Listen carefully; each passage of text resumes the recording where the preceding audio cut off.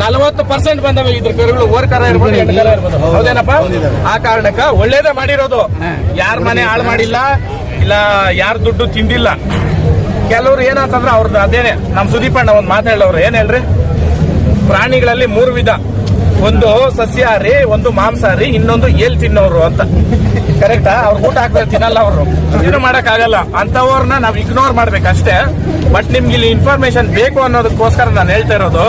ಸತತ 6 ವರ್ಷದಿಂದನೂ GKVK ಬರ್ತಾನೆ ಇದೀರಿ. ನಮ್ಮ ಓರಿಗಳಾಗ್ತೀರಿ, ಎತ್ತುಗಳಾಗ್ತೀರಿ. ನಾವು ಎತ್ತುಗಳನ್ನು ಓರಿ ಅಂತೀರಿ. ಬೀಜದೋರಿನ ಬಿತ್ತನೆ ಓರಿ ಅಂತ ಕೂಡ ಕರೀತಾರೆ. 101 ಬೀಜದೋರಿನ ಕರೆಸಿ ಬೆಂಗಳೂರಲ್ಲಿ ಒಂದೊಂದಕ್ಕೆ 1 ಗ್ರಾಮ್ ಚಿನ್ನ ಕೊಟ್ಟು ನಮ್ಮ ಸಂಜೀವಣ್ಣ, ರಾಮಗೊಂಡಳ್ಳಿ ಸಂಜೀವಣ್ಣ ನಮಗೆ ಸಪೋರ್ಟ್ ಮಾಡಿ. ಏನೋ ಹೋಗಪ್ಪ, ಏನು ನೋಡು. ಹೋಗಿ ಇದ್ರ ಹತ್ರ ಹಾಕ್ಬಿಡು. ನಾವು ಎತ್ತುಗಳು ಕಟ್ಟಿದ್ರಲ್ಲ, ಅಲ್ಲಿ ಒಳಗಡೆ ಸ್ಟಾಲ್ ಒಳಗೆ ಹಾಕ್ಬಿಡೋ.